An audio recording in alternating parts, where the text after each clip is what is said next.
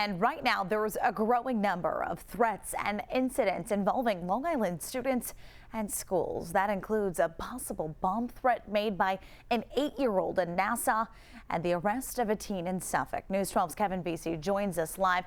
And Kevin, you've been in contact with some of police and other administrators in Wantagh. How are they responding to these incidents?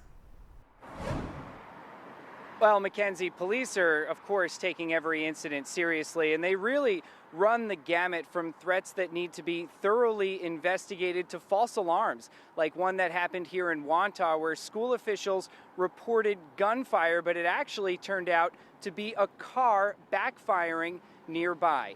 Bottom line, a lot of schools are on edge right now, and Nassau police say they're hearing about more threats.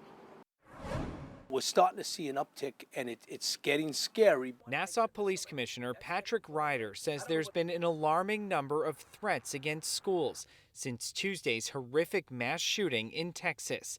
Some of them make direct threats where they say, I want to shoot up the school. Some say, I want to blow up the school. Others are sending emojis with pictures of a school, gun. This is what I can do. The threats of violence mostly coming from teenagers, but one was from an 8-year-old who claimed he had a bomb.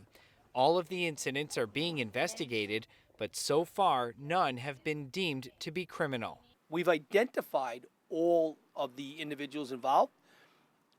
Several of them have gone directly to a hospital to get treated. But in Suffolk County, a 16-year-old was arrested after allegedly threatening a mass shooting at Bellport High School in an online post. This incident appears to have been a terrible prank gone wrong, and the accused had no capacity or intention to act on the threat. Authorities say there have been 7 other threats against schools in Suffolk since the Buffalo supermarket shooting nearly 2 weeks ago, but none of them warranted an arrest.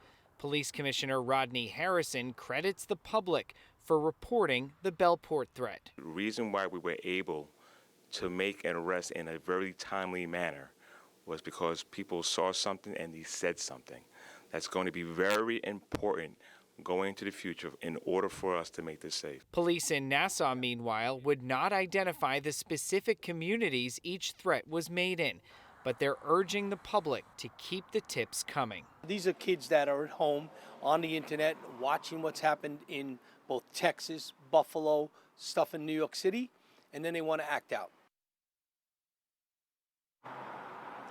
And following most of these threats, the Nassau Police Commissioner tells me they bring the child, the parents, and the school together to discuss what happens. And Mackenzie, in most cases, the punishment is handed down internally by the school district.